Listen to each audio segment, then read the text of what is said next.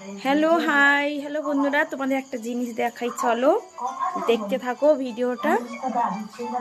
চলো দেখাই তোমাদেরকে আমার ছোট্ট মেয়েটা কেমন শাড়ি পরে সন্ধেবেলা পা খেলিয়ে মোবাইল দেখছে, যেন